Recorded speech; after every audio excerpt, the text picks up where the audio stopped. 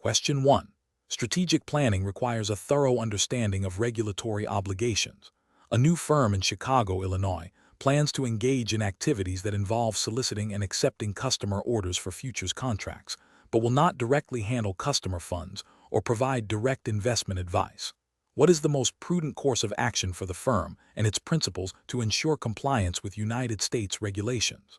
Option A. Assume that since the firm will not directly handle customer funds or provide direct investment advice, no registration or NFA membership is required. Option B. Research the specific definitions of futures commission merchant, introducing broker, and associated person under CFTC regulations and NFA rules to determine if registration is required for the firm and its principals based on their planned activities. Option C. Proceed with business operations and address any potential registration requirements only if contacted by the CFTC or NFA. Option D. Rely on the advice of a business associate who has prior experience in the futures industry to determine the firm's registration obligations. The correct answer is B. Research the specific definitions of futures commission merchant, introducing broker, and associated person under CFTC regulations and NFA rules to determine if registration is required for the firm and its principals based on their planned activities. Explanation. Scenario analysis. This scenario presents a common challenge for individuals operating within the futures industry, particularly concerning the evolving regulatory landscape in the United States. The core difficulty lies in accurately identifying and adhering to the specific registration and membership requirements mandated by the Commodity Futures Trading Commission, CFTC, and the National Futures Association, NFA, for different business activities. Misinterpreting these requirements can lead to significant legal and financial repercussions, including fines, disciplinary actions, and the inability to legally conduct business. The need for careful judgment stems from the nuanced distinctions between various roles and the potential for overlap or confusion regarding when registration or membership becomes mandatory. Correct approach analysis. The best professional practice involves proactively and thoroughly researching the specific activities to be undertaken and cross-referencing them with the current registration categories and membership obligations outlined by the CFTC and NFA. This approach necessitates a detailed understanding of the definitions of futures commission merchant, introducing broker, commodity trading advisor, and other relevant registrations, as well as the NFA membership rules. By consulting official CFTC and NFA guidance, rulebooks, and potentially seeking advice from legal counsel specializing in commodities law, an individual can definitively determine their obligations. This ensures compliance from the outset, preventing potential violations and establishing a solid foundation for legitimate business operations in the United States. Incorrect approaches analysis.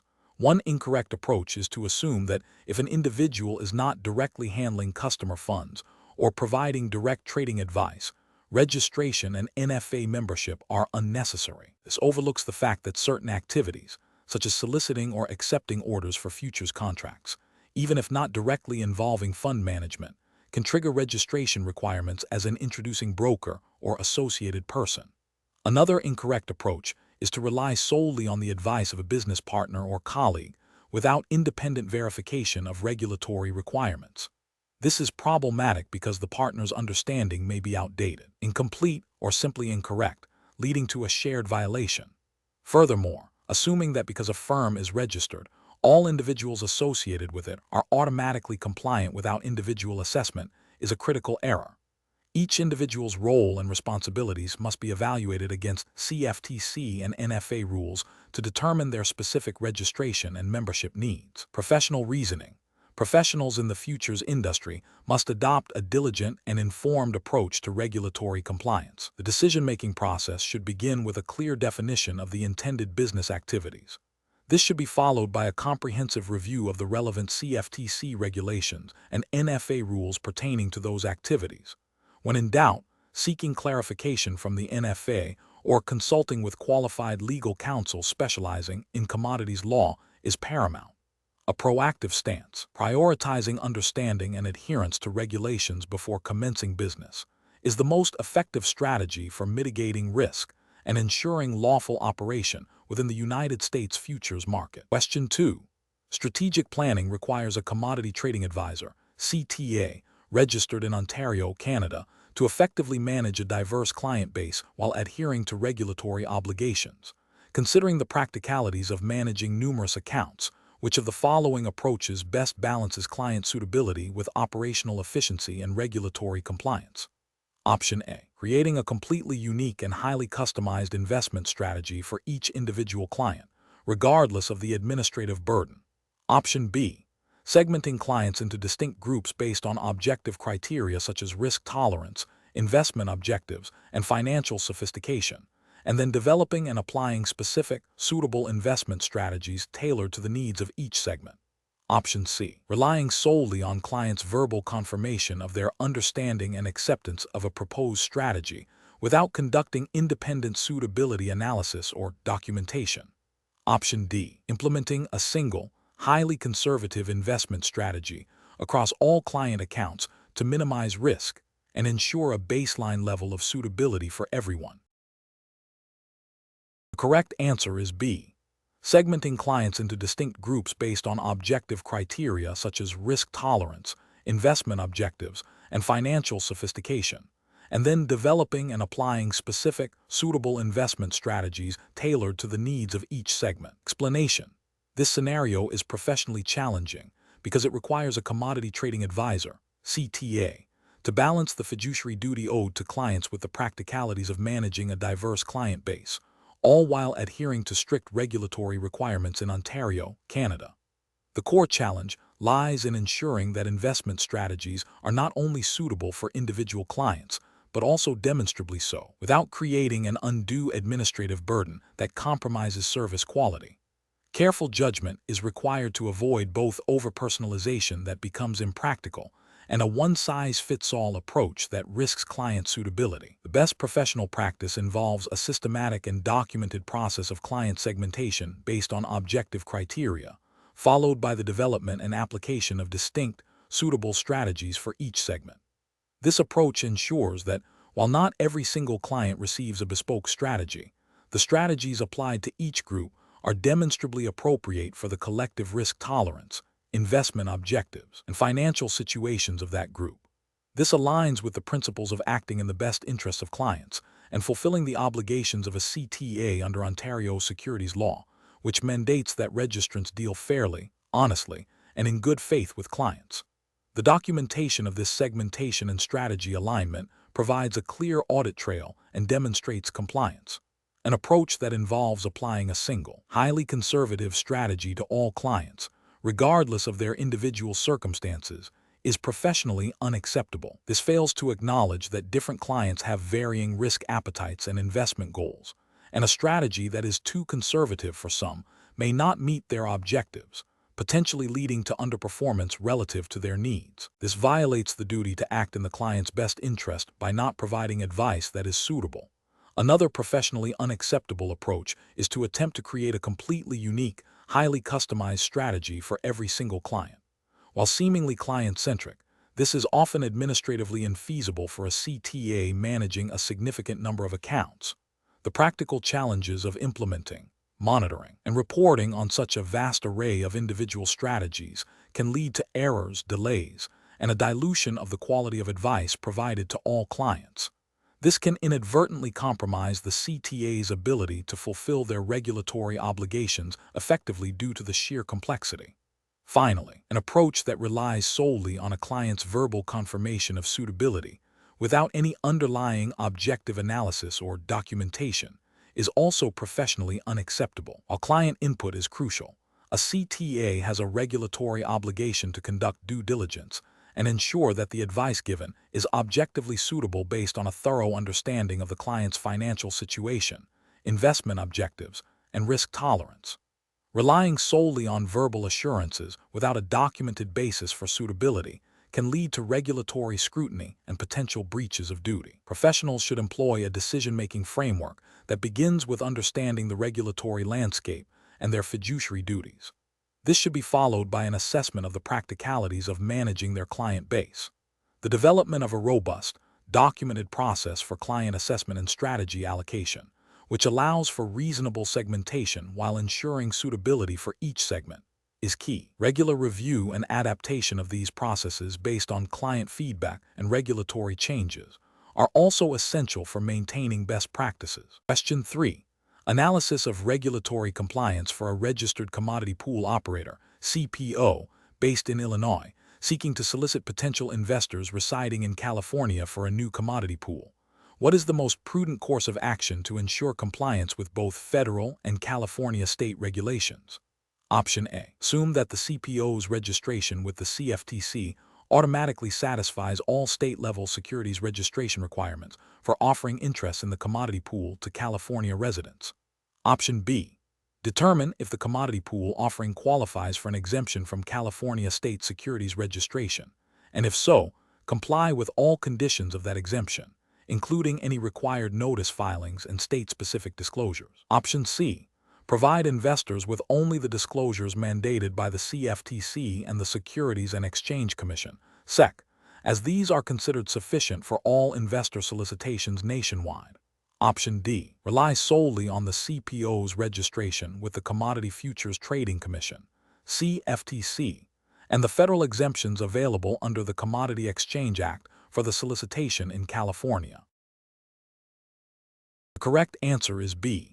Determine if the commodity pool offering qualifies for an exemption from California state securities registration, and if so, comply with all conditions of that exemption, including any required notice filings and state-specific disclosures. Explanation. This scenario presents a professional challenge because a commodity pool operator, CPO, in California must navigate the complex interplay between Federal Commodity Futures Trading Commission, CFTC, regulations, and state-specific securities laws when soliciting investors for a commodity pool. The CPO has a fiduciary duty to ensure all solicitations are compliant and transparent, and failure to do so can result in significant penalties, including fines, registration revocation, and civil litigation. Careful judgment is required to balance the broad exemptions available under federal law with the potentially more stringent requirements at the state level. The best professional approach involves proactively identifying and complying with all applicable state registration and disclosure requirements. This means that before soliciting any California resident, the CPO must determine if the commodity pool offering is exempt from California state securities registration.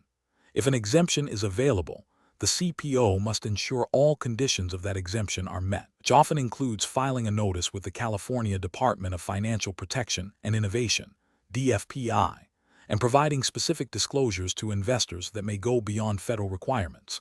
This approach is correct because it prioritizes full compliance with both federal and state regulatory frameworks, thereby protecting both the CPO and its potential investors. It demonstrates a commitment to ethical conduct and regulatory adherence, minimizing the risk of enforcement actions. An incorrect approach would be to solely rely on federal exemptions without verifying state-specific requirements.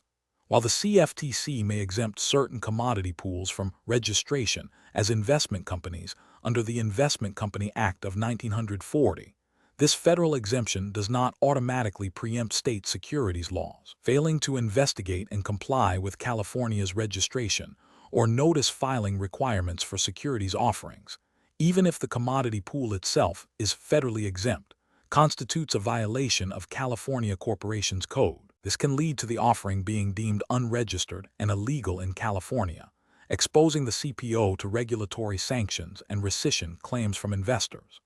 Another incorrect approach is to assume that because the CPO is registered with the CFTC as a commodity pool operator, this registration satisfies all state-level obligations for soliciting investors. CFTC registration as a CPO pertains to the operation of the pool and its trading activities under the Commodity Exchange Act.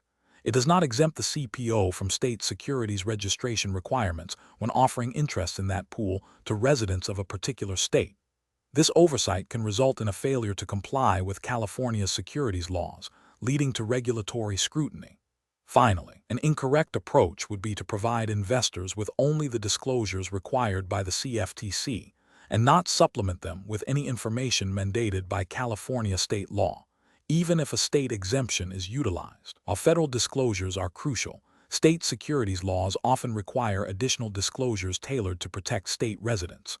Omitting these state-specific disclosures, even if the offering is otherwise exempt from registration, can be considered a material omission under California law, leading to potential liabilities. Professionals should adopt a proactive and comprehensive compliance strategy. This involves a thorough understanding of the specific product being offered, the jurisdictions where investors are located, and the relevant federal and state regulatory frameworks. Before any solicitation, a detailed review of applicable exemptions and registration requirements at both levels is essential.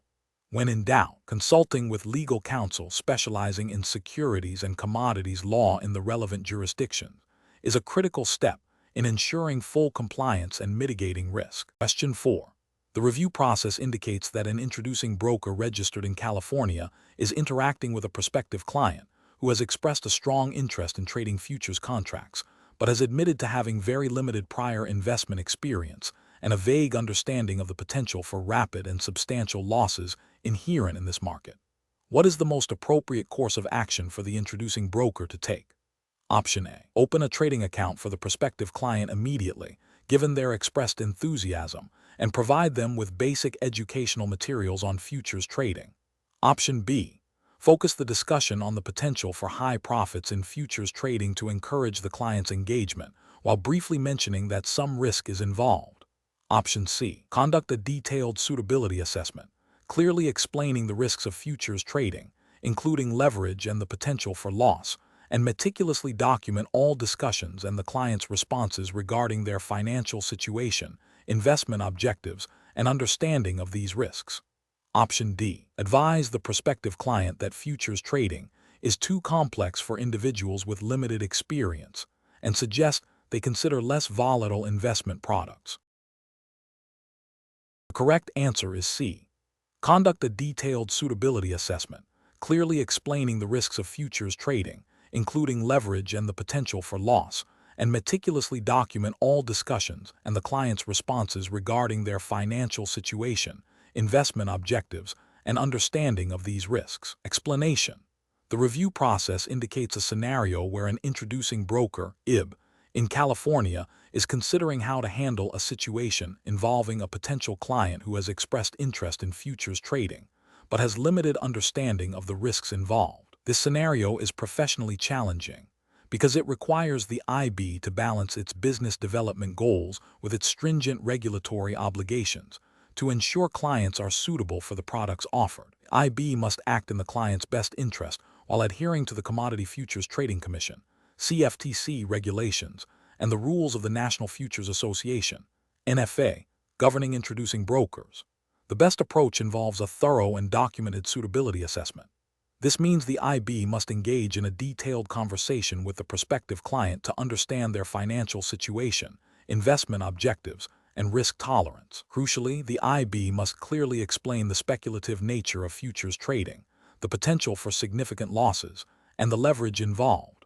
All communications and the client's responses regarding their understanding of these risks and their financial capacity must be meticulously documented. This approach aligns directly with CFTC Regulation 1.17 and NFA Rule 2-30, which mandate that FCMs and IBs must have procedures to supervise the handling of customer accounts and ensure that customers are suitable for the type of trading they intend to undertake. The emphasis on documentation is vital for demonstrating compliance during regulatory examinations.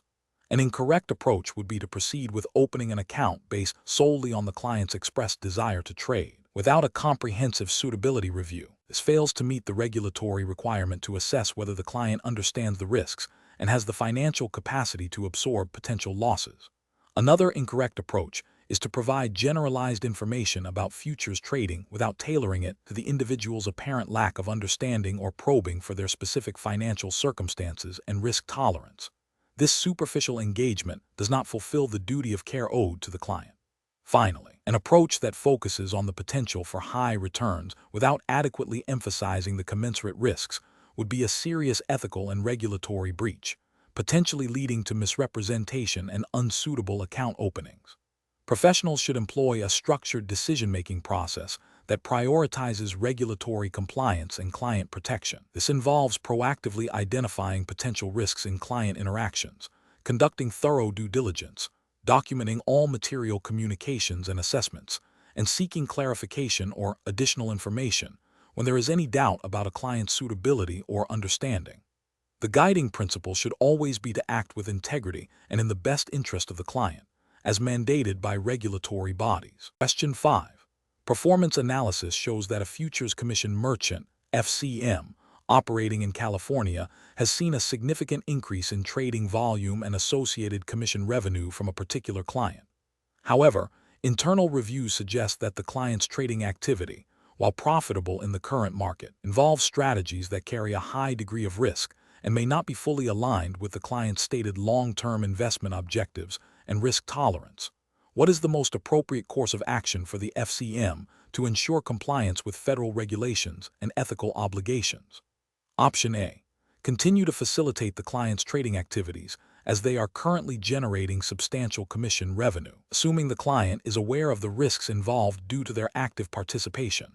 Option B. Advise the client to reduce their trading volume to a level that generates lower commissions, thereby mitigating potential regulatory scrutiny, regardless of the client's actual risk tolerance. Option C. Immediately cease all trading for the client and terminate the relationship to avoid any potential future regulatory issues without further discussion or assessment. Option D.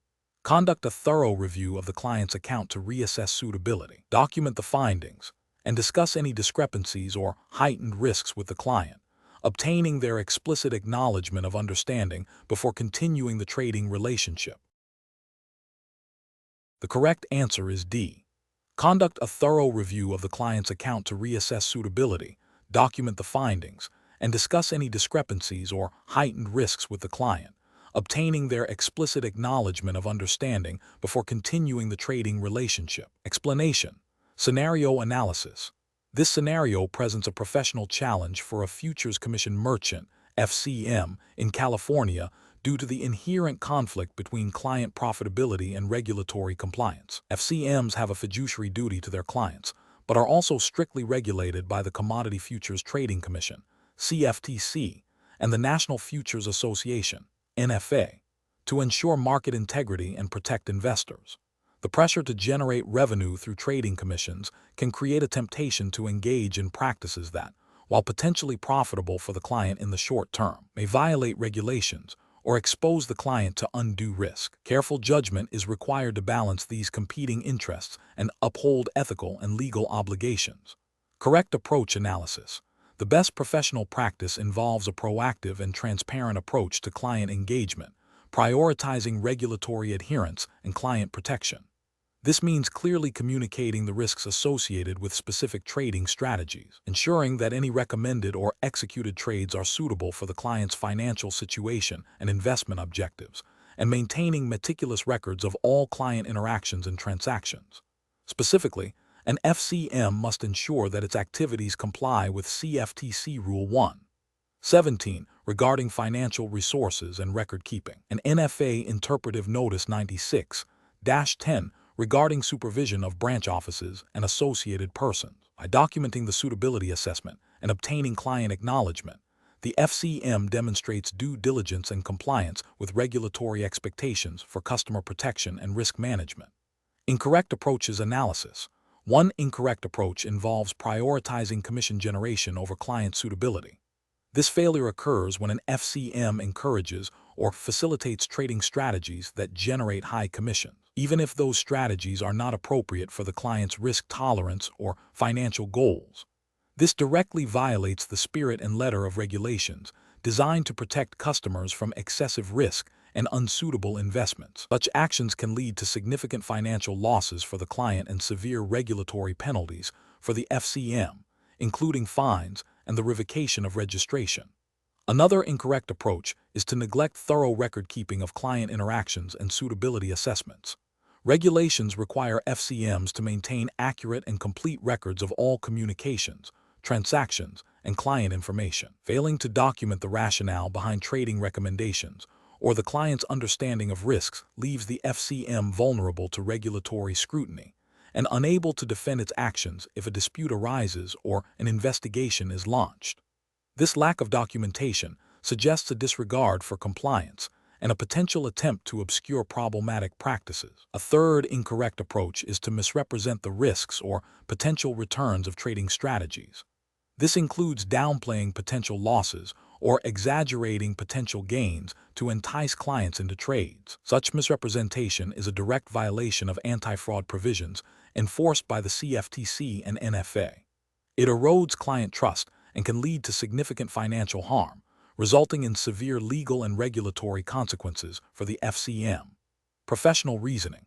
Professionals in this field must adopt a risk-based approach to client management, integrating regulatory requirements into daily operations. This involves establishing robust internal controls, providing ongoing training to staff on compliance and ethical conduct, and fostering a culture that prioritizes client protection and regulatory adherence above short-term profit motives.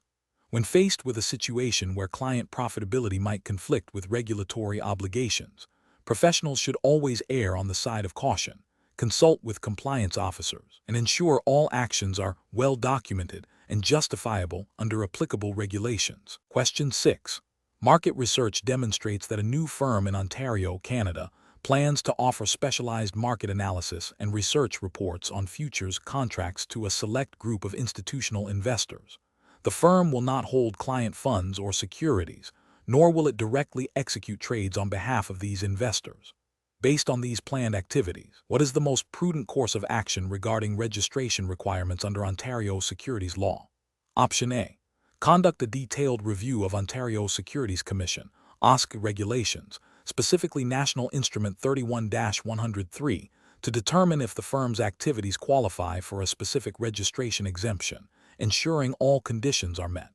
Option B. Rely on the understanding that informal discussions with other industry professionals in Ontario suggest that such research-focused activities are generally not subject to registration. Option C. Assume that providing only research and analysis, without holding client assets or executing trades, automatically exempts the firm from registration as an investment dealer or futures commission merchant. Option D. Proceed with offering the research services, and if the OSC contacts the firm, then address any registration concerns at that time. The correct answer is A. Conduct a detailed review of Ontario Securities Commission (OSC) regulations, specifically National Instrument 31-103, to determine if the firm's activities qualify for a specific registration exemption, ensuring all conditions are met. Explanation. Scenario analysis. This scenario presents a common challenge for individuals operating within the futures industry in Ontario, Canada. The core difficulty lies in distinguishing between activities that require registration as a Futures Commission Merchant, FCM, or an introducing broker IB, under Ontario securities law, and those that might fall under an exemption. Misinterpreting these distinctions can lead to significant regulatory breaches, including operating without the necessary licenses, which carries severe penalties. Careful judgment is required to assess the nature of the services offered and their alignment with the registration exemptions. Correct approach analysis. The best professional practice involves a thorough review of the Ontario Securities Commission (OSC) regulations, specifically focusing on the exemptions available under National Instrument 31-103 registration requirements, exemptions, and ongoing registrant obligations. This approach necessitates understanding the precise conditions and limitations attached to each exemption. For instance, if the individual is solely providing research and analysis to institutional clients and not soliciting or executing trades, they might qualify for an exemption. However, this requires confirming that their activities strictly adhere to the criteria outlined in the relevant OSC rules, such as not holding client funds or securities, and not acting as an intermediary in the execution of trades. This proactive and detailed regulatory assessment ensures compliance and avoids potential violations. Incorrect approach is analysis. One incorrect approach is to assume that simply not being a large, established firm automatically exempts one from registration. This overlooks the specific criteria for exemptions, which are often narrowly defined and depend on the nature of the activity and the client base, not just the size of the operation. Another incorrect approach is to rely on informal advice from colleagues or industry peers without verifying it against the official OSC regulations. This can lead to misinterpretations and noncompliance, as informal advice may not account for the nuances of the law or the specific circumstances of the individual's business. Finally, an incorrect approach is to proceed with business activities based on a vague understanding of market research, without confirming if this specific activity, as conducted, is explicitly covered by an exemption, and if all associated conditions are met. This could involve inadvertently crossing the line into activities that require registration, such as providing advice that influences investment decisions or facilitating trade execution. Professional reasoning. Professionals in Ontario's financial services sector must adopt a rigorous, compliance-first mindset. When considering activities that might fall under registration exemptions, the decision-making process should involve 1. Identifying the specific activities being undertaken. 2. Consulting the most current and relevant Ontario Securities Commission (OSC) regulations and guidance documents, particularly National Instrument 31-103. 3. Carefully analyzing the conditions and limitations of any potential exemptions to ensure strict adherence. 4. If there is any ambiguity, seeking formal legal or compliance advice from professionals specializing in Ontario securities law. 5. Documenting the assessment and the basis for any decision to rely on an exemption. This systematic approach minimizes regulatory risk and upholds professional integrity. Question 7. Investigation of a registered associated person, AP, in Illinois reveals that they are considering executing a futures transaction for a client with whom they have a close personal friendship. The AP believes their personal knowledge of the client's financial situation and risk tolerance, gained through their friendship, will allow them to execute a superior trade. What is the most appropriate course of action for the AP under the Commodity Exchange Act and National Futures Association regulations? Option A. Proceed with the transaction, assuming the personal relationship will not negatively impact professional judgment or client best interests. Option B. Inform the client about the personal relationship and assure them that it will not affect the trade execution. Option C. Immediately disclose the personal relationship and the potential conflict of interest to the firm's compliance department for guidance and appropriate supervision. Option D. Discreetly execute the trade, leveraging the personal knowledge to secure a more favorable outcome for the client without formal disclosure to the firm. The correct answer is C. Immediately disclose the personal relationship and the potential conflict of interest to the firm's compliance department for guidance and appropriate supervision. Explanation. Scenario analysis. This scenario presents a professional challenge because it requires an associated person, AP, to navigate a situation where a potential conflict of interest may arise due to personal relationships influencing professional conduct. The core challenge lies in maintaining objectivity and adhering to regulatory obligations when personal connections could inadvertently compromise compliance with the Commodity Exchange Act (C) and National Futures Association (NFA) rules in Illinois. Careful judgment is required to ensure that all actions are transparent and in the best interest of clients and the firm, rather than being swayed by personal allegiances. Correct approach analysis. The best professional practice involves immediately disclosing the personal relationship to the firm's compliance department. This approach is correct because it proactively addresses a potential conflict of interest. NFA Rule 2-2A and Interpretive Notice 07-09, which govern AP conduct, emphasize the importance of disclosure and maintaining high ethical standards. By informing compliance, the AP ensures that the firm can assess the situation, implement appropriate supervisory measures, and prevent any appearance or reality of impropriety, thereby upholding the integrity of the market and client trust. Incorrect approaches analysis. One incorrect approach involves proceeding with the transaction without informing anyone, assuming the personal relationship will not influence the decision. This is professionally unacceptable because it ignores a clear potential conflict of interest. The CEA and NFA rules require APs to act with diligence and to avoid situations that could impair their judgment or create a conflict. Failing to disclose the relationship violates these principles and could lead to regulatory scrutiny and disciplinary action. Another incorrect approach is to only disclose the relationship to the client involved, but not to the firm's compliance department. This is also professionally unacceptable. While client disclosure is important, it does not absolve the AP of their obligation to their employer and the regulatory framework. The firm has a responsibility to supervise its APs, and without internal disclosure, the firm cannot fulfill this duty. This approach bypasses essential internal controls designed to prevent misconduct. A further incorrect approach is to suggest to the client that the personal relationship might lead to preferential treatment or better terms. This is egregious and professionally unacceptable. It directly violates the principles of fair dealing and market integrity, mandated by the CEA and NFA. Such an action could be construed as market manipulation or fraud, leading to severe penalties for both the AP and potentially the firm. Professional reasoning. Professionals should adopt a framework of proactive disclosure and adherence to firm policy. When faced with a situation that could present a conflict of interest, the first step should always be to identify the potential conflict. Subsequently, the professional must consult their firm's compliance department and relevant regulatory guidance, in this case, NFA rules applicable in Illinois. Transparency with both the firm and, where appropriate, the client is paramount. If a conflict cannot be mitigated or managed effectively through disclosure and supervision, the professional should recuse themselves from the situation. Question 8.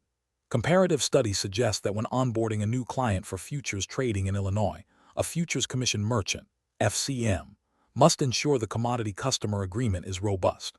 Considering the client claims extensive experience in trading complex derivatives, which of the following actions best ensures compliance with the Commodity Exchange Act and Commodity Futures Trading Commission regulations regarding customer agreements? Option A.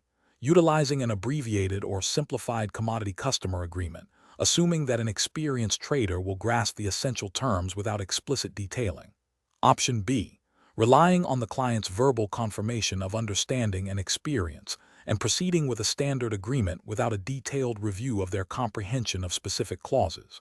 Option C. Presenting a comprehensive commodity customer agreement that clearly outlines all terms, conditions, risk disclosures, margin requirements, and arbitration provisions, and confirming the client's understanding of these elements. Option D. Modifying the standard commodity customer agreement to remove certain risk disclosures and margin requirements, citing the client's stated sophistication. The correct answer is C. Presenting a comprehensive commodity customer agreement that clearly outlines all terms, conditions, risk disclosures, margin requirements, and arbitration provisions, and confirming the client's understanding of these elements. Explanation.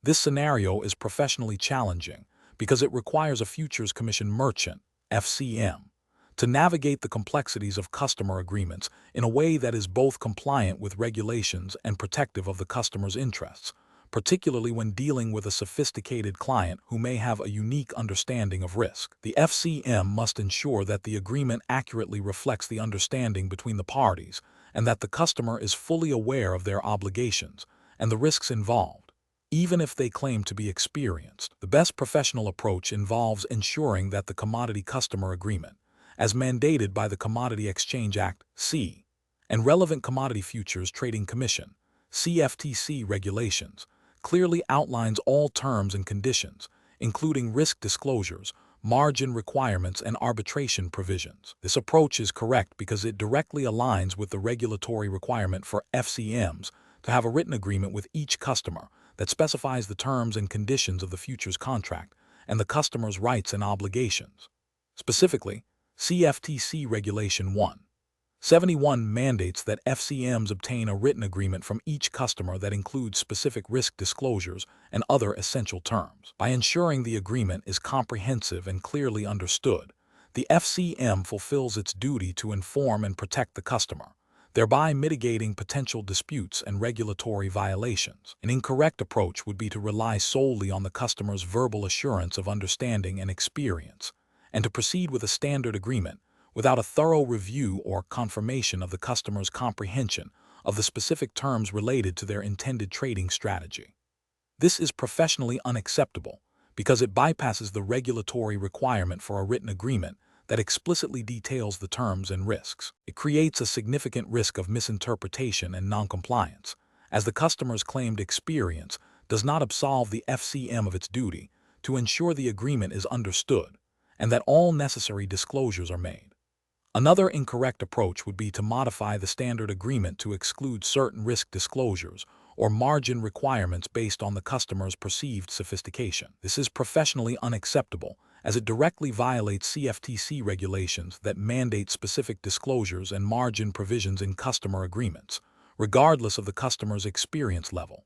Such modifications would expose both the customer and the FCM to undue risk and potential regulatory penalties.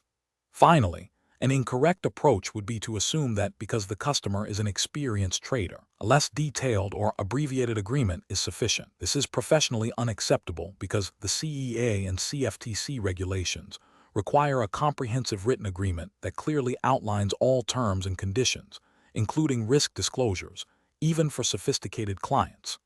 The FCM has a regulatory obligation to ensure the customer understands the agreement, and a simplified agreement may not adequately convey the necessary information, leading to potential misunderstandings and regulatory noncompliance. Professionals should employ a decision-making framework that prioritizes regulatory compliance and customer protection. This involves a thorough review of all customer agreements, ensuring they meet the minimum requirements set forth by the CFTC and the CEA. It also necessitates a proactive approach to customer education, confirming their understanding of the agreement's terms and associated risks, even for experienced traders. When in doubt, seeking clarification from legal counsel or compliance departments is crucial to ensure adherence to all applicable regulations and ethical standards. Question 9. The investigation demonstrates that a registered associated person at a Futures Commission merchant in Illinois has been assisting a senior trader by taking preliminary notes on client inquiries regarding market conditions and potential trades.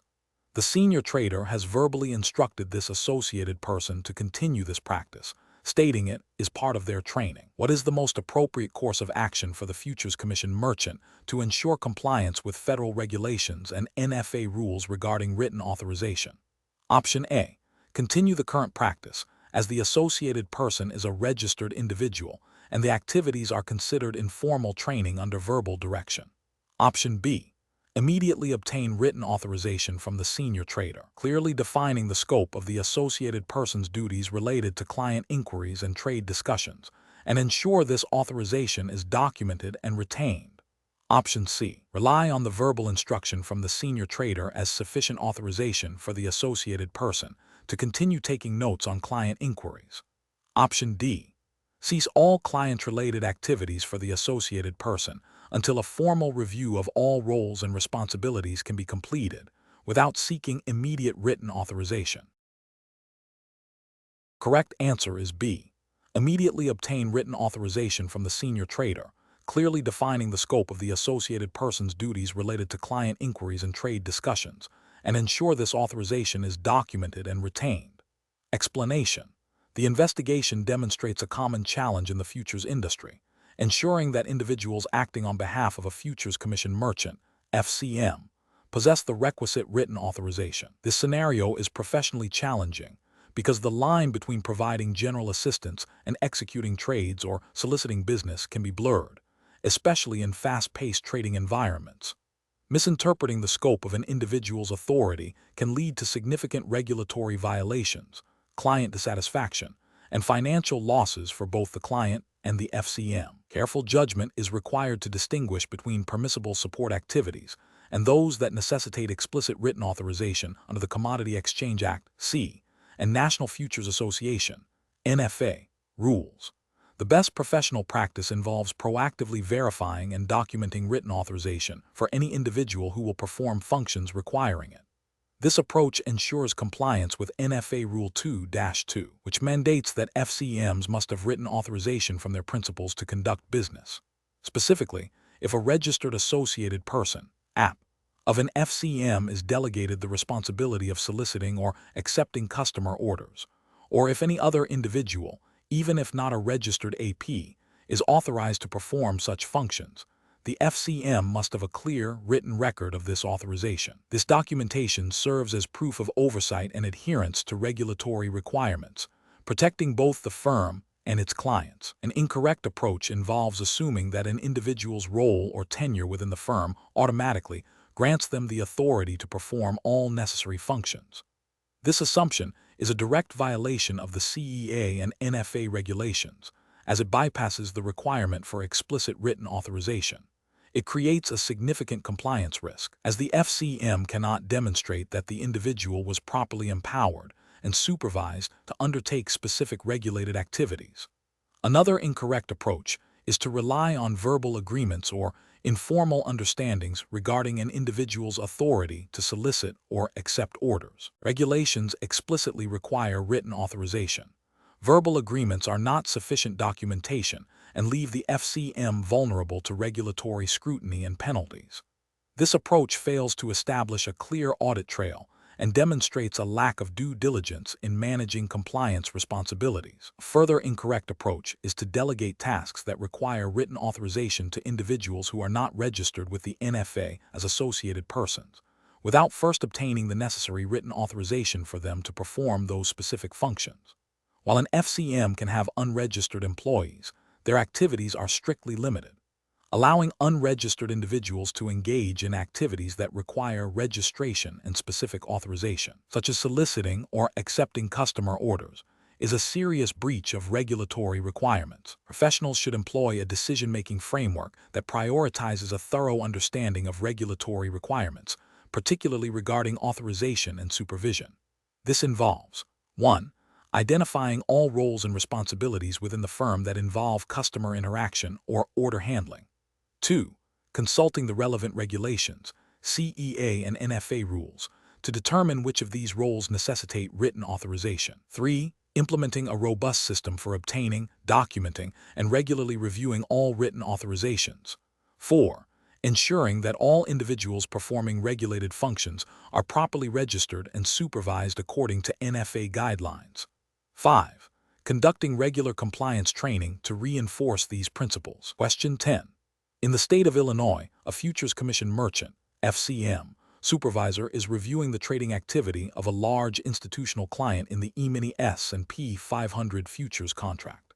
The client executed trades representing 35% of the total daily volume for that contract, a significantly higher percentage than their historical average of 10%. The client's stated trading objective is to hedge a large equity portfolio. The supervisor notes that the trades were executed rapidly throughout the trading day, with a mix of large buy and sell orders. What is the most appropriate supervisory action?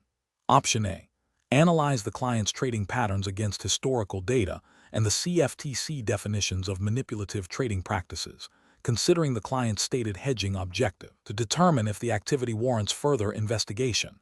Option B. Immediately escalate the activity to the compliance department as potentially manipulative due to the unusually high percentage of daily volume executed by the client. Option C. Conclude that the activity is likely legitimate hedging and requires no further supervisory action, as the client is an institutional trader with a stated hedging purpose. Option D. Inform the client that their trading activity is exceeding normal parameters and request they reduce their daily volume to historical averages. The correct answer is A.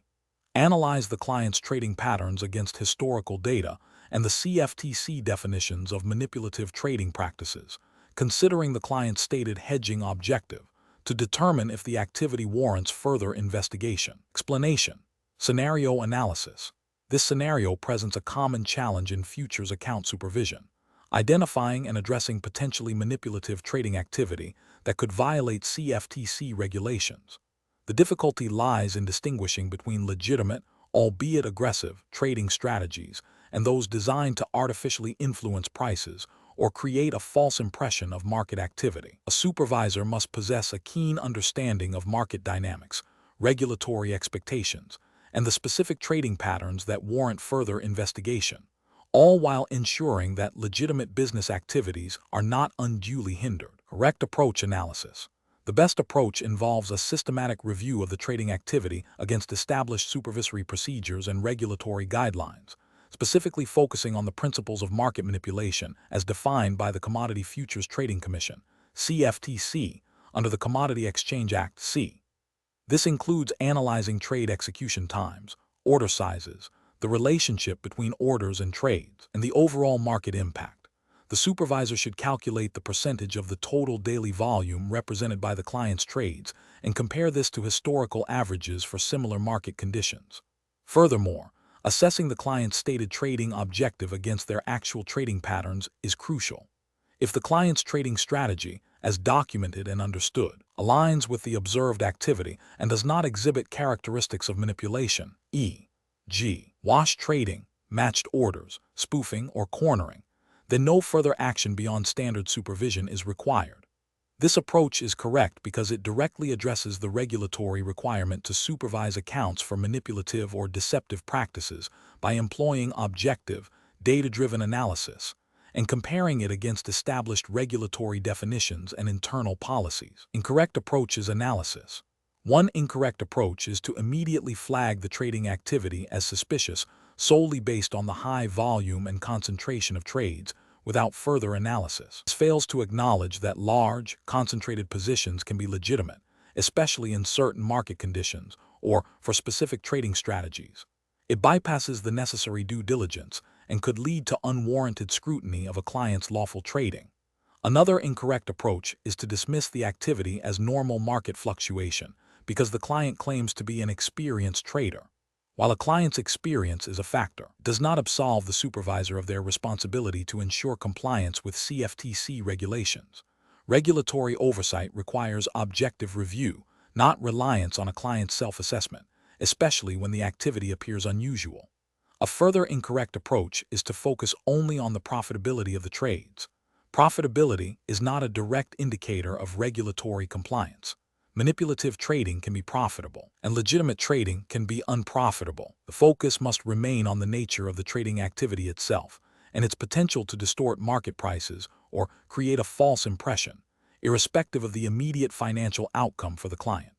Professional reasoning.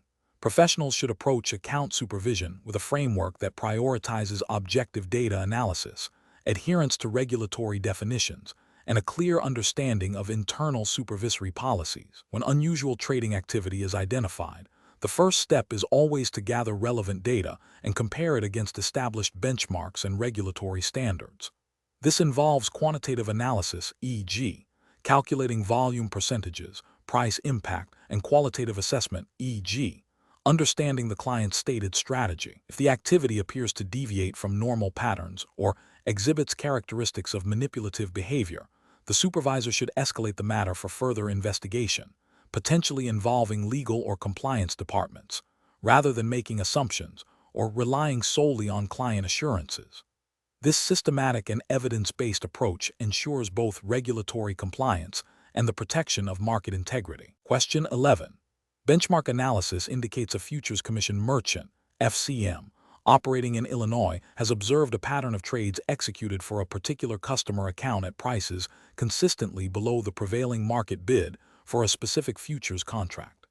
The FCM has not received any direct complaints from the customer regarding these trades. What is the most appropriate course of action for the FCM to ensure compliance with NFA Compliance Rule 2-4 regarding just and equitable principles of trade?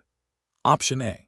Immediately initiate an internal investigation into the circumstances surrounding these trades, reviewing execution logs, market data, and any internal communications to determine if the trades were executed at fair market prices and if the FCM's actions contributed to any disadvantage for the customer. Option B. Wait for the customer to formally complain about the trade executions before commencing any review or investigation. Option C. Report the observed pattern of trades to the National Futures Association, NFA, and await their guidance on how to proceed. Option D. Assume that since the trades were executed on a regulated exchange and no customer complaint has been received, the execution prices are inherently just and equitable. The correct answer is A. Immediately initiate an internal investigation into the circumstances surrounding these trades, reviewing execution logs, market data, and any internal communications to determine if the trades were executed at fair market prices, and if the FCM's actions contributed to any disadvantage for the customer. Explanation. This scenario presents a professional challenge because it requires a Futures Commission merchant, FCM, to balance the need to execute customer orders promptly with the obligation to ensure that trades are executed at prices that are just and equitable. The FCM must avoid any action that could be construed as manipulative or deceptive, or that could disadvantage customers. This requires careful judgment and a thorough understanding of NFA Compliance Rule 2-4, which prohibits manipulative, deceptive, or fraudulent acts or practices. The best approach involves proactively identifying and addressing potential conflicts of interest and ensuring that all trades are executed at fair market prices. This includes establishing clear internal procedures for reviewing trade executions, especially for large or complex orders, and for monitoring trading activity for any signs of manipulation. When a potential issue arises, such as a series of trades executed at prices significantly different from the prevailing market, the FCM should immediately investigate the circumstances surrounding those trades. This investigation should focus on whether the trades were executed in a manner that was just and equitable to all parties involved, particularly the customers. If the investigation reveals that trades were not executed at fair market prices, or that the FCM's actions contributed to such outcomes, the FCM must take corrective action, which may include adjusting customer accounts to reflect fair market prices and reporting the findings to the appropriate regulatory bodies. This proactive and transparent approach aligns with the spirit and letter of NFA Compliance Rule 2-4 by prioritizing customer protection and market integrity. An incorrect approach involves waiting for customer complaints before investigating potential issues. This passive stance fails to meet the FCM's obligation to proactively ensure just and equitable trade practices, not independently monitoring and investigating trades that appear to be executed at unfair prices. The FCM risks violating NFA Compliance Rule 2-4, as it suggests a lack of diligence in upholding fair trading standards. Another incorrect approach is to assume that any trade executed through a recognized exchange is automatically just and equitable, regardless of the execution price relative to the prevailing market. While exchange execution is a component of fair trading, it does not absolve the FCM of its responsibility to ensure that the execution price itself is fair, and that the FCM's actions did not contribute to an unfair price. This approach ignores the possibility of manipulative practices or internal failures that could lead to disadvantageous execution prices for customers. A further incorrect approach is to only investigate trades when specifically directed by a regulatory body. This reactive posture demonstrates a failure to self-regulate and to uphold the principles of just and equitable trade practices as mandated by NFA Compliance Rule 2-4. The FCM has an affirmative duty to monitor its own operations and to address potential violations before they are discovered by regulators. The professional decision-making process for similar situations should involve a commitment to proactive compliance. This means establishing robust internal controls and surveillance systems designed to detect potential violations of just and equitable trade principles. When anomalies are detected, the professional should initiate an immediate and thorough investigation, focusing on the specific circumstances and the impact on customers. Transparency with customers and regulators, coupled with prompt corrective action, is paramount in maintaining trust and adhering to regulatory requirements. Question 12. Regulatory review indicates that a Futures Commission merchant operating in Ontario, Canada, is implementing its client onboarding process for futures trading accounts. The firm is seeking the most compliant method to ensure clients receive and acknowledge the mandatory verbatim risk disclosure statement as required by the Commodity Futures Act, Ontario. Which approach best satisfies this regulatory obligation?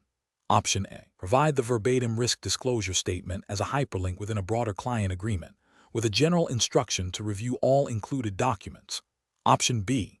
Provide a plain language summary of the key risks alongside the verbatim risk disclosure statement, and require acknowledgement of the summary. Option C. Provide the verbatim risk disclosure statement electronically, accompanied by a clear instruction for the client to read it, and require an explicit electronic acknowledgement confirming receipt, review, and understanding of the statement. Option D. Embed the verbatim risk disclosure statement within a lengthy client agreement, and require a single, general acknowledgement of the entire agreement. The correct answer is C. Provide the verbatim risk disclosure statement electronically, accompanied by a clear instruction for the client to read it, and require an explicit electronic acknowledgement confirming receipt, review, and understanding of the statement. Explanation. Scenario analysis. This scenario presents a common implementation challenge for Futures Commission merchants, FCM, operating in Ontario, Canada. The challenge lies in ensuring that the verbatim risk disclosure statement, a critical regulatory requirement under the Commodity Futures Act, Ontario, and related rules, is not only provided, but also understood and acknowledged by clients in a manner that satisfies regulatory expectations. The difficulty arises from balancing efficient client onboarding with the absolute necessity of fulfilling this disclosure obligation without any ambiguity or omission. Misinterpreting or inadequately implementing this requirement can lead to regulatory sanctions, client disputes, and reputational damage. Correct approach analysis. The best professional practice involves a multifaceted approach that prioritizes clear communication and verifiable client acknowledgement. This includes providing the verbatim risk disclosure statement electronically, accompanied by a clear instruction for the client to read it thoroughly, and requiring an explicit electronic acknowledgement, e.g., a checkbox or digital signature, that confirms they have received, read, and understood the statement. This approach is correct because it directly addresses the regulatory mandate of providing the statement verbatim and ensures a demonstrable record of client receipt and understanding, which is crucial for compliance with the Commodity Futures Act, Ontario, and the Ontario Securities Commission, OSC, guidelines. The explicit acknowledgement serves as evidence that the FCM has fulfilled its duty to disclose the inherent risks of futures trading. Incorrect approaches analysis. Providing the risk disclosure statement as a hyperlink within a broader client agreement without specific instructions to review it separately fails to meet the regulatory standard. This approach is problematic because it risks the disclosure being overlooked or not given the prominence required by regulators. The absence of a specific, explicit acknowledgement of the risk disclosure statement itself, separate from the general agreement, leaves room for doubt regarding whether the client truly engaged with the critical information. Including a summary of the risks in plain language alongside the verbatim statement, while potentially helpful for client comprehension, is not a substitute for providing the exact, mandated wording. Regulators in Ontario require the verbatim statement to ensure consistency and to prevent any dilution or alteration of the legally prescribed risk warnings. Relying solely on a summary, even if accurate, would be a violation of the strict disclosure requirements. Embedding the verbatim risk disclosure statement within a lengthy document that requires a general acknowledgement of the entire document, without a specific prompt to review and acknowledge the risk disclosure section, is also insufficient. This method lacks the necessary emphasis on the risk disclosure and does not provide clear evidence that the client specifically understood and acknowledged the risks associated with futures trading as mandated by the Commodity Futures Act, Ontario. Professional reasoning. Professionals must adopt a framework that prioritizes regulatory compliance and client protection. This involves a proactive approach to understanding the precise wording and intent of regulatory disclosure requirements. When faced with a verbatim disclosure mandate, the decision-making process should focus on how to best ensure the client receives, understands, and acknowledges the information in a manner that is both compliant and defensible. This means seeking methods that provide clear, undeniable evidence of fulfillment, such as explicit electronic acknowledgments tied directly to the verbatim disclosure, rather than relying on implied understanding or generalized consent. Question 13. Consider a scenario where a floor broker in Ontario, Canada, has a strong conviction about an impending price movement in a particular security based on their own research. They have a significant number of client orders to execute in the same security. What is the most appropriate course of action for the floor broker to take to ensure compliance with Ontario securities regulations and ethical conduct? Option A. Inform a select group of clients about the personal trading idea before executing any orders to allow them to act on the information. Option B. Execute all client orders at the best available prices before considering any personal trades. Option C. Execute their personal trade immediately to capitalize on the anticipated price movement before executing client orders. Option D. Delay executing client orders until after their personal trade has been completed and the market impact is assessed. The correct answer is B. Execute all client orders at the best available prices before considering any personal trades. Explanation. Scenario analysis. This scenario presents a professional challenge for a floor broker in Ontario, Canada, due to the inherent conflict between acting on a personal trading idea and fulfilling their fiduciary duty to their clients. The broker must navigate the strict requirements of the Ontario Securities Commission, OSC, regulations regarding fair dealing, and the prevention of insider trading or market manipulation.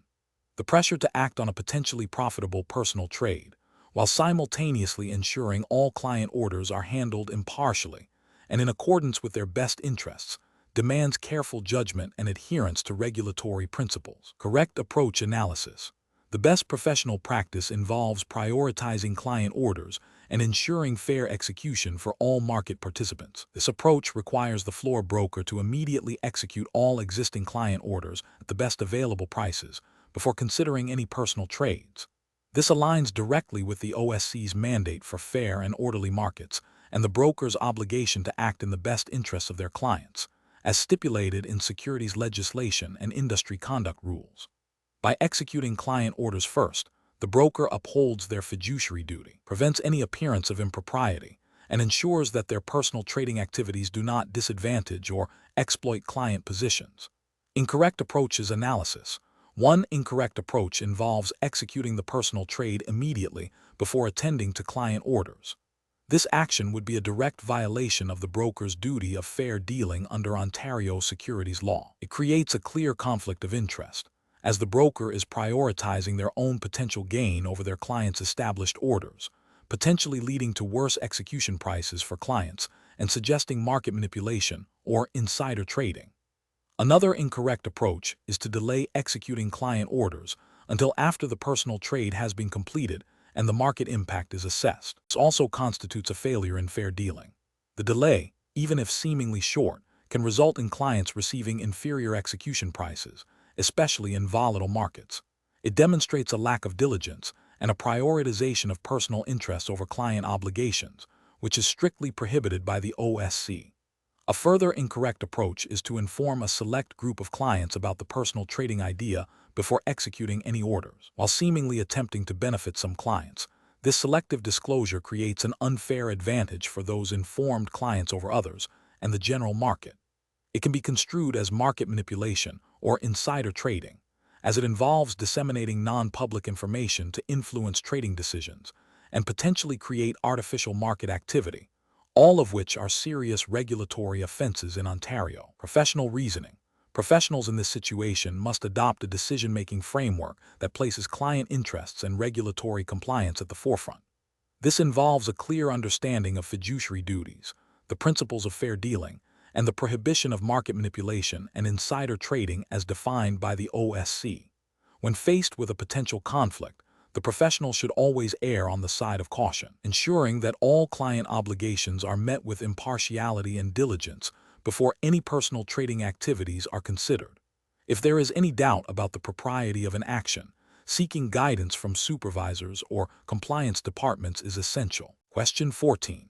Upon reviewing trading activity on the floor of the Toronto Stock Exchange, a floor trader in Ontario, Canada, identifies a significant, non-public piece of information regarding an upcoming corporate announcement that could lead to a profitable personal trade.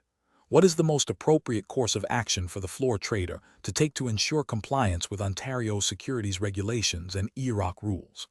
Option A. Make the personal trade and then disclose it to the firm's compliance department after the trade has been completed and any profits have been realized. Option B. Proceed with the personal trade, assuming that because it is a personal trade and not a client order, it will not create a conflict of interest or impact market integrity. Option C. Execute the personal trade immediately to capitalize on the opportunity before the information becomes public. Option D. Immediately inform their supervisor or the firm's compliance department of the information and their intention to trade, seeking guidance on how to proceed. The correct answer is D. Immediately inform their supervisor or the firm's compliance department of the information and their intention to trade, seeking guidance on how to proceed. Explanation. Scenario analysis. This scenario presents a professional challenge for a floor trader FT in Ontario, Canada, due to the inherent tension between maximizing personal trading opportunities and adhering to strict regulatory obligations concerning market integrity and fair dealing. The rapid pace of the trading floor, coupled with the potential for significant personal gain, can create pressure to act in ways that might inadvertently compromise ethical standards or regulatory compliance. Careful judgment is required to ensure that personal trading activities do not create conflicts of interest or give the appearance of impropriety, thereby undermining market confidence. Correct approach analysis. The best professional practice involves a floor trader in Ontario proactively disclosing their trading intentions to their supervisor or compliance department before executing any trades that could potentially present a conflict of interest. This approach aligns with the principles of fair dealing and market integrity mandated by the Ontario Securities Commission (OSC) and the Investment Industry Regulatory Organization of Canada (IIROC) rules. By seeking pre-approval or providing advance notification, the FT demonstrates a commitment to transparency and allows the firm to assess and mitigate any potential conflicts, ensuring that client interests are not jeopardized and that the market remains fair for all participants. This proactive disclosure is a cornerstone of responsible trading conduct. Incorrect approaches analysis. One incorrect approach involves executing personal trades immediately upon identifying a potential opportunity without any prior notification or disclosure to the firm. This action directly violates the principle of fair dealing by potentially prioritizing personal gain over client interests and failing to provide the firm with the opportunity to manage conflicts. It creates an environment where insider information or preferential treatment could be perceived, undermining market integrity. Another incorrect approach is to only disclose personal trades after they have been executed and the profits have been realized. This is problematic because it negates the purpose of disclosure, which is to prevent conflicts from arising or to manage them proactively.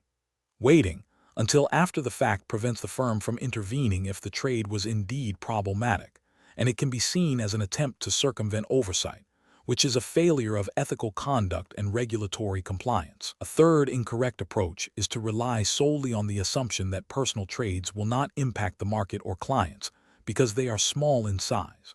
While the size of a trade might be a factor in assessing the degree of a conflict, it does not eliminate the existence of a potential conflict or the regulatory obligation to disclose. The OSC and IIROC rules require disclosure based on the nature of the trade and its potential to create a conflict, regardless of its immediate perceived impact. This approach demonstrates a misunderstanding of the broad scope of fair dealing obligations. Professional reasoning. Professionals in this situation should adopt a framework that prioritizes transparency and adherence to regulatory mandates. This involves understanding the firm's internal policies regarding personal trading, which are designed to comply with OSC and IIROC regulations. When faced with a trading decision that could potentially create a conflict of interest, the professional should err on the side of caution and seek guidance or approval from their supervisor or compliance department before acting. This proactive stance ensures that all trading activities are conducted ethically and in full compliance with the law, safeguarding both personal reputation and the integrity of the financial markets. Question 15. When evaluating a Futures Commission merchant's operational procedures in Ontario, Canada, regarding the reporting of large futures positions, what is the most appropriate course of action when a significant position exceeding the reporting threshold is identified mid-trading day? Option A. Immediately initiate the firm's established internal escalation protocol to ensure timely reporting to the relevant Canadian regulatory authority, utilizing any necessary alternative reporting methods if standard systems are unavailable. Option B. Defer the reporting of the large position until the next scheduled internal compliance review, assuming the position may naturally decrease before then. Option C. Disregard the large position for reporting purposes if it is anticipated that the position will resolve itself and fall below the threshold by the end of the trading day. Option D. Attempt to report the position only after the market closes on the same day, without first confirming the precise regulatory reporting deadline. The correct answer is A. Immediately initiate the firm's established internal escalation protocol to ensure timely reporting to the relevant Canadian regulatory authority, utilizing any necessary alternative reporting methods if standard systems are unavailable. Explanation. Scenario analysis. This scenario presents a common implementation challenge for Futures Commission merchants, FCM, operating in Ontario, Canada, concerning the timely and accurate reporting of large futures positions to the relevant regulatory bodies. The challenge lies in balancing operational efficiency with strict compliance obligations, especially when dealing with potentially volatile market conditions or unexpected system disruptions. Failure to adhere to reporting deadlines can lead to regulatory scrutiny, fines, and damage to the firm's reputation. The need for robust internal controls and clear communication protocols is paramount. Correct approach analysis. The best professional practice involves establishing and diligently following a predefined internal escalation and reporting protocol. This protocol should clearly outline the steps to be taken when a large position threshold is identified, including immediate notification to the compliance department and designated reporting personnel. The firm must then ensure that the position is reported to the relevant Canadian derivatives regulator, e.g., the Ontario Securities Commission, or the relevant self-regulatory organization like the Investment Industry Regulatory Organization of Canada, IIROC, depending on the specific instrument and trading venue, within the prescribed timeframe, even if it requires manual intervention or utilizing alternative reporting methods. This approach ensures that regulatory obligations are met promptly and accurately, mitigating compliance risks. Incorrect approach is analysis. Delaying the report until the next scheduled internal review cycle is professionally unacceptable because it directly violates the spirit and letter of position reporting requirements, which are designed for immediate oversight of significant market activity. This delay creates a period of non-compliance and obscures potentially critical market information from regulators. Attempting to report the position only after the market closes on the same day, without confirming the exact reporting deadline, is also problematic. Reporting on the same day might seem proactive. Regulatory requirements often specify precise reporting windows that may not align with market closing times. Relying on assumptions without verifying the exact deadline can lead to a missed reporting window and subsequent noncompliance. Ignoring the large position because it is expected to resolve itself by the end of the trading day is a severe regulatory failure. Position reporting requirements are not contingent on the temporary nature of a position. They are triggered by the size of the position at the time it meets the reporting threshold. This approach demonstrates a fundamental misunderstanding of the purpose of position reporting, which is to provide regulators with current information on market concentration and potential systemic risks. Professional reasoning. Professionals in Ontario's financial services industry must adopt a proactive and diligent approach to regulatory compliance. When faced with a situation that potentially triggers a reporting requirement, the decision-making process should involve 1. Immediate identification of the trigger event, e.g., exceeding a large position threshold. 2. Consulting the firm's internal compliance manual and relevant regulatory rules to confirm the specific reporting obligations and deadlines. 3. Executing the established internal escalation and reporting procedures without delay. 4. Verifying the accuracy and completeness of the report before submission. 5. Documenting all actions taken and communications related to the reporting process. This systematic approach ensures that compliance is prioritized and that potential risks are effectively managed. Question 16. The analysis reveals that a Futures Commission merchant, FCM, operating in the United States is considering implementing a new accounting system. The FCM's compliance department is concerned about how this system will handle customer funds in accordance with Commodity Futures Trading Commission, CFTC, regulations. Which of the following approaches best ensures strict adherence to the CFTC rules on the segregation of customer funds? Option A. Establish a separate, clearly designated bank account exclusively for customer funds, ensuring all deposits and withdrawals are strictly for customer-related transactions and conducting regular reconciliations. Option B. Deposit all customer funds into the FCM's general operating account, with a policy to transfer them to a segregated account by the end of each business day. Option C. Utilize customer funds to cover the FCM's short-term operational expenses, with a commitment to repay the amounts before the close of trading. Option D. Invest customer funds in short-term, low-risk government securities to generate interest income for the FCM's benefit, while ensuring the principal remains intact. The correct answer is A. Establish a separate, clearly designated bank account exclusively for customer funds, ensuring all deposits and withdrawals are strictly for customer-related transactions, and conducting regular reconciliations. Explanation. The analysis reveals a common implementation challenge faced by Futures Commission merchants, FCM, operating in the United States, ensuring compliance with the Commodity Futures Trading Commission, CFTC, regulations regarding the segregation of customer funds.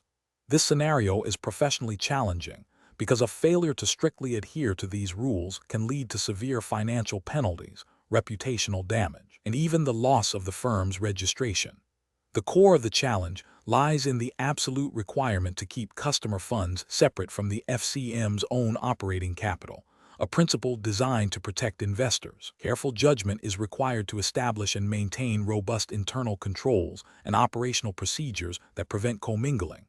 The best approach involves establishing a dedicated, separate bank account solely for customer funds, clearly labeled as such, and ensuring that all deposits and withdrawals from this account are exclusively for customer-related transactions. This includes margin, settlement payments, and any other funds belonging to customers. Regular reconciliation of this account against customer ledgers and prompt reporting of any discrepancies to the CFTC and relevant exchanges are also critical components.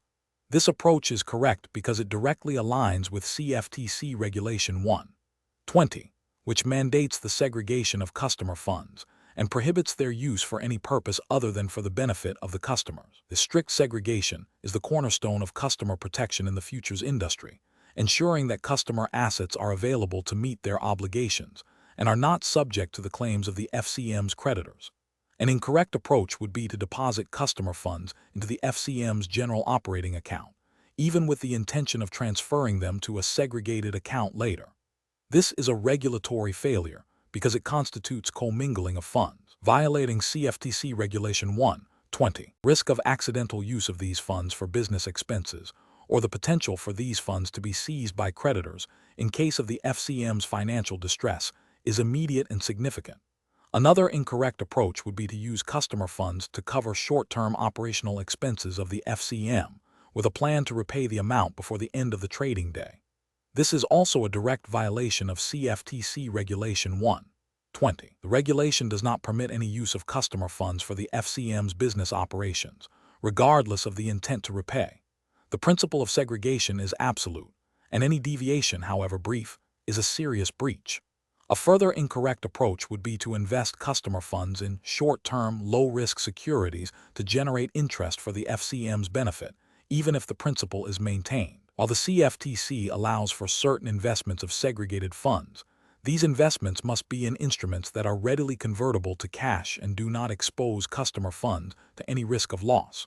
Using these funds to generate interest for the FCM's own profit, without explicit customer consent, and within strict regulatory parameters, would likely be considered a misuse of segregated funds and a violation of the spirit and letter of the segregation rules. Professionals should employ a decision-making framework that prioritizes understanding the explicit requirements of CFTC regulations, particularly those concerning customer fund segregation.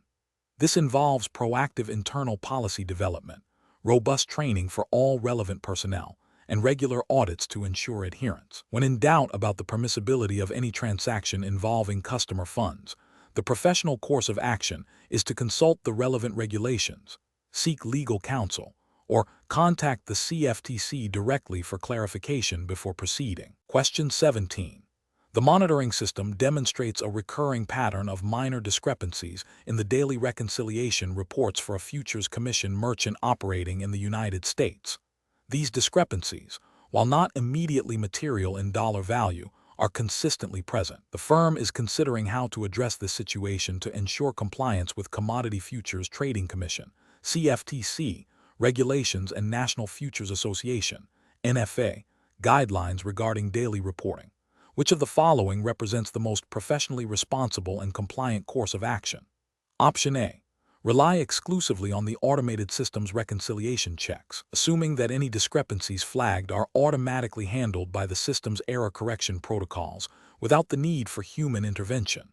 Option B. Submit the daily reports as generated by the system, assuming that the regulatory bodies will identify and notify the firm of any significant errors for subsequent correction. Option C. Delay the submission of the daily reports until every single minor discrepancy, no matter how small, is fully resolved, even if this means missing the regulatory filing deadline. Option D. Implement a robust internal review process to identify, investigate, and correct all identified discrepancies before submitting the daily reports to the regulatory authorities. The correct answer is D.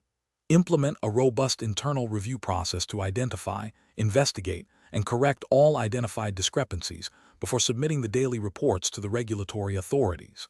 Explanation: this scenario presents a professional challenge because it requires a Futures Commission merchant, FCM, to balance the operational efficiency of its reporting processes with the absolute regulatory mandate for timely and accurate daily reports. The critical element is ensuring that any system or process, even one designed for efficiency, does not compromise compliance with the Commodity Futures Trading Commission, CFTC regulations as enforced by the National Futures Association, NFA, in the United States.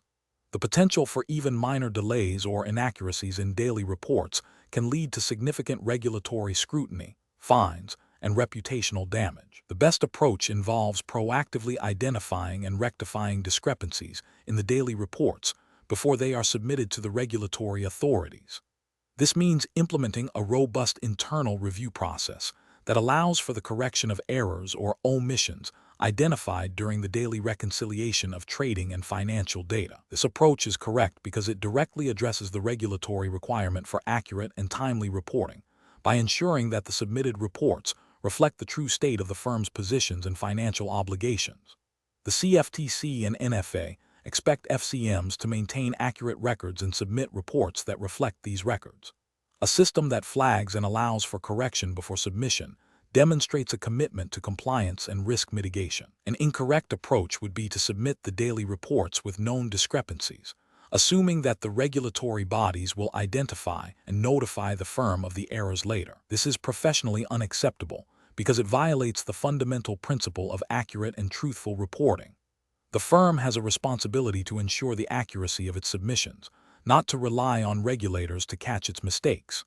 This failure to proactively ensure accuracy can be interpreted as a lack of diligence and a disregard for regulatory obligations, potentially leading to enforcement actions. Another incorrect approach is to delay the submission of the daily reports until all minor discrepancies, regardless of their materiality, are fully investigated and resolved, even if this causes the reports to be filed past the regulatory deadline. While accuracy is paramount, regulatory deadlines are also critical.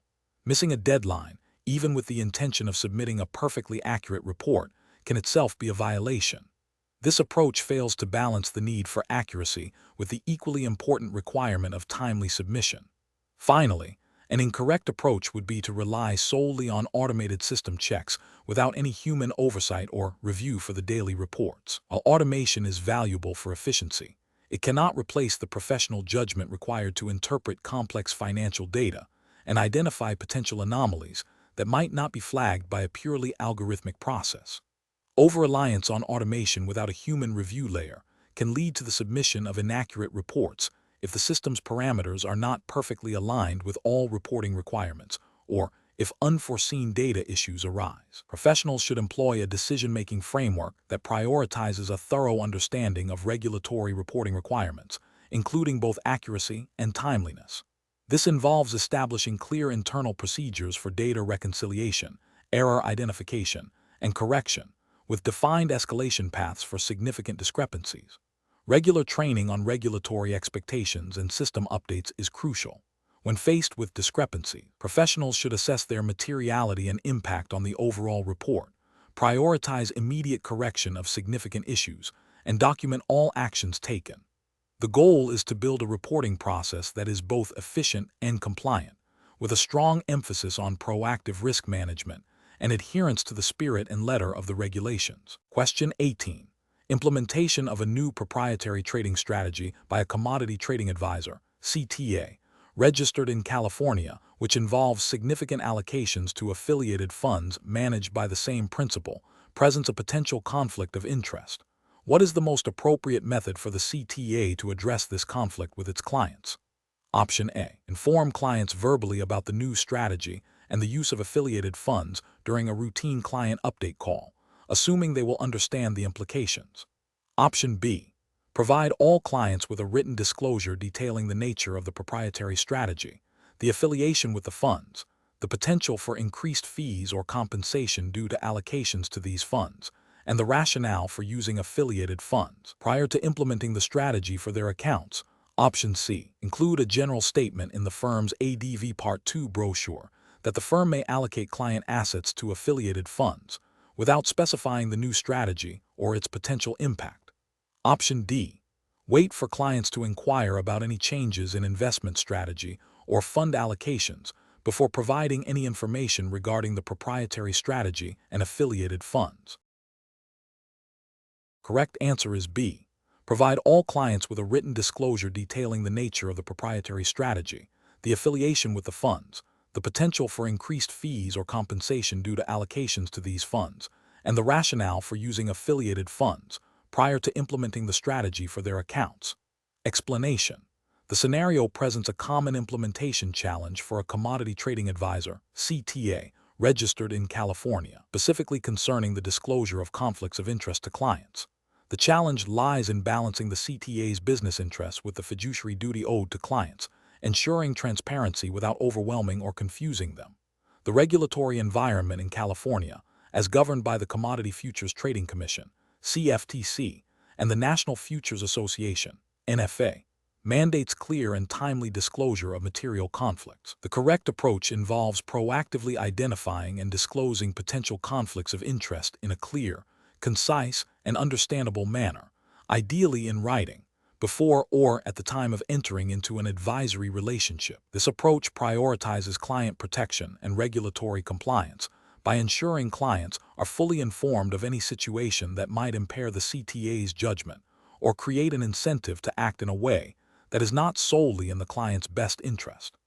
This aligns with the principles of fair dealing and fiduciary responsibility inherent in CTA registration. An incorrect approach would be to only disclose conflicts if a client specifically asks about them. This fails to meet the proactive disclosure requirements and places an undue burden on the client to uncover potential conflicts. It suggests a reactive rather than a preventative stance, which is contrary to regulatory expectations for fiduciaries. Another incorrect approach is to disclose conflicts only in broad, generic terms within a lengthy client agreement, without highlighting specific potential conflicts relevant to the client's individual circumstances. While a general disclosure might be present, it lacks the specificity and clarity required to ensure the client truly understands the implications for their account. This can be seen as an attempt to satisfy the letter of the law without adhering to its spirit of transparency. Finally, an incorrect approach would be to assume that because a conflict is common in the industry, it does not require specific disclosure. Regulatory frameworks require disclosure of material conflicts regardless of their prevalence. The focus is on the potential impact on the client, not on whether other firms engage in similar practices. Professionals should adopt a framework that emphasizes proactive identification, clear and specific disclosure, and ongoing review of potential conflicts. This involves understanding the CTA's business model, compensation structures, and any relationships that could create competing interests. The ultimate goal is to foster trust and ensure that client decisions are made with complete information. Question 19. To address the challenge of ensuring fair and reasonable compensation for services rendered to a commodity pool by an affiliated entity, a commodity pool operator, CPO, registered in Illinois, managing a pool of U.S. investors, is considering several approaches. The CPO has identified that its wholly owned subsidiary can provide essential administrative and accounting services to the pool at costs significantly lower than external providers. What is the most appropriate course of action for the CPO to ensure compliance with federal regulations and protect the interests of the pool participants? Option A. Proceed with the affiliated transactions without specific valuation, assuming the services are necessary and the fees are standard within the industry, and disclose the affiliation. Option B. Rely on the CPO's internal assessment of the reasonableness of the fees, supported by a general understanding of industry standards, and disclose the affiliation to investors. Option C. Disclose the affiliated nature of the transactions and the proposed fees to investors and proceed if a majority of investors do not object. Option D. Obtain independent, third-party valuations to confirm that the fees charged by the affiliated subsidiary are comparable to market rates for similar services provided by unrelated entities. The correct answer is D. Obtain independent, third-party valuations to confirm that the fees charged by the affiliated subsidiary are comparable to market rates for similar services provided by unrelated entities. Explanation.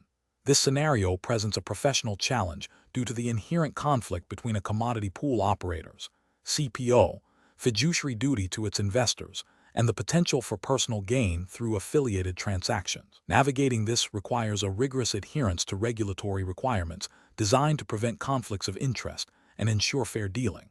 The CPO must prioritize transparency and investor protection above all else. The correct approach involves obtaining independent, third-party valuations for all services provided by affiliated entities. This method is correct because it directly addresses the core regulatory concern of self-dealing and conflicts of interest. Under the Commodity Exchange Act (C) and associated CFTC regulations governing CPOs, transactions between a CPO and its pool or its affiliates must be conducted at arm's length and in the best interests of the pool participants. Independent valuation serves as objective evidence that the fees charged are reasonable and comparable to what would be charged by an unrelated third party, thereby fulfilling the CPO's fiduciary obligations and complying with disclosure and fair dealing requirements. An incorrect approach involves relying solely on the CPO's internal assessment of the reasonableness of fees charged by affiliated service providers. This is professionally unacceptable because it lacks objectivity and fails to provide an independent safeguard against potential overcharging or conflicts of interest. Regulators expect demonstrable evidence that the pool's assets are managed prudently and that expenses are not inflated due to affiliated relationships. Another incorrect approach is to proceed with the affiliated transactions without any specific valuation, assuming that the services are necessary and the fees are standard within the industry. This is a significant regulatory failure, as it bypasses the fundamental requirement for demonstrating fair value and arm's-length dealing. It exposes the pool participants to potential financial harm and violates the CPO's duty to act solely in the best interests of the pool. Finally, an incorrect approach is to disclose the affiliated nature of the transactions and the proposed fees to investors and proceed if a majority of investors do not object. While disclosure is a component of good practice, it does not absolve the CPO of its responsibility to ensure the fairness and reasonableness of the fees through objective means. Investor consent, especially in a situation with potential information asymmetry, cannot substitute for independent verification of value. Professionals should adopt a decision-making framework that prioritizes regulatory compliance and investor protection. This involves proactively identifying potential conflicts of interest, seeking independent verification for all related party transactions, maintaining meticulous records of all valuations and disclosures, and always erring on the side of greater transparency and investor benefit. Question 20.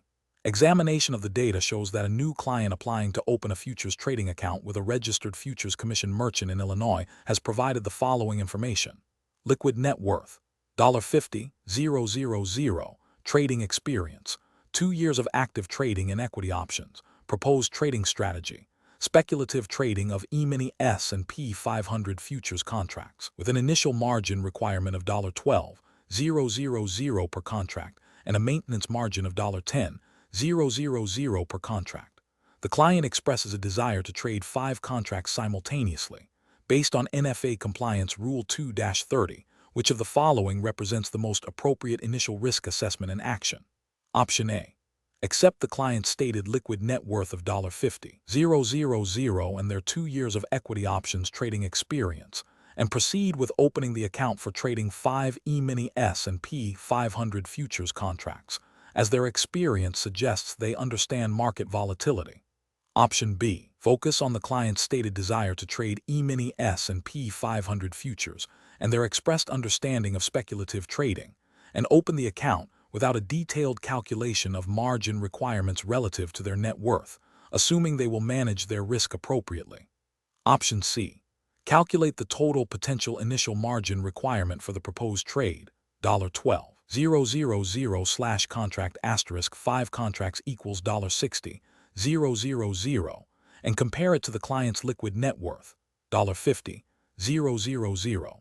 Determine that the client's liquid net worth is insufficient to meet the initial margin for the proposed trade size, and therefore, the account should not be opened for trading 5 contracts, requiring further discussion with the client about a reduced trade size or alternative strategies. Option D. Advise the client that their liquid net worth of $50,000 is adequate for speculative trading, and proceed with opening the account, but inform them that they will be responsible for any margin calls, without explicitly calculating the total margin exposure for their proposed trade size. The correct answer is C. Calculate the total potential initial margin requirement for the proposed trade $12,000/contract asterisk 5 contracts equals $60,000 and compare it to the client's liquid net worth $50,000. Determine that the client's liquid net worth is insufficient to meet the initial margin for the proposed trade size, and therefore the account should not be opened for trading 5 contracts, requiring further discussion with the client about a reduced trade size or alternative strategies. Explanation: this scenario presents a professional challenge because it requires a futures commission merchant, FCM, to balance the need for accurate risk assessment with the practicalities of onboarding a new client. The FCM must ensure it fully understands the client's financial situation and trading objectives to comply with NFA Compliance Rule 2-30, which mandates that FCMs know their customer. This rule is designed to prevent fraud, manipulation, and to ensure that customers are not exposed to risks they do not understand or cannot afford. A failure to adequately assess risk can lead to significant financial losses for the customer and regulatory sanctions for the FCM. The best approach involves a comprehensive and documented assessment of the client's financial resources, trading experience, and investment objectives. This includes obtaining specific financial details, understanding the client's familiarity with futures and options trading, and clearly articulating the risks associated with the proposed trading strategies. The FCM should then use this information to determine if the client is suitable for the types of products and strategies they intend to trade. This aligns directly with the spirit and letter of NFA Compliance Rule 2-30, which emphasizes a thorough and documented Know Your Customer process. The calculation of potential margin requirements and the client's ability to meet them, as demonstrated by their stated liquid net worth, is a critical component of this risk assessment. For instance, if a client proposes trading a strategy that could require a margin of $10,000 per contract, and their stated liquid net worth is only $5,000, this immediately flags a significant risk that needs further investigation and potential refusal of the account. An approach that relies solely on the client's self-reported trading experience without verifying the extent of their financial resources or understanding their specific objectives is insufficient. While experience is a factor, it does not negate the need to assess financial capacity. This failure to gather complete financial information and assess the client's ability to absorb potential losses is a direct violation of the Know Your Customer principle. Another unacceptable approach is to proceed with account opening based on a superficial understanding of the client's trading goals, particularly if those goals appear overly aggressive or unrealistic given their stated financial situation. The FCM has a duty to probe further and ensure the client comprehends the potential for substantial losses, not just profits. Ignoring red flags regarding the client's financial capacity or understanding of risk is a breach of regulatory obligation. Finally, an approach that prioritizes account opening speed over thorough due diligence is professionally unsound. While efficiency is desirable, it must not come at the expense of regulatory compliance and client protection. The potential for significant financial loss for the client and regulatory penalties for the FCM far outweighs any perceived benefit of a rushed onboarding process. The professional decision-making process for similar situations should involve a structured risk assessment framework. This framework should include 1. Initial information gathering, financial, experience objectives. 2. Risk profiling based on gathered information. 3. Verification of information where possible. 4. Documentation of the entire process. 5. A clear decision on account suitability, with a documented rationale for any refusal or limitations placed on trading activities.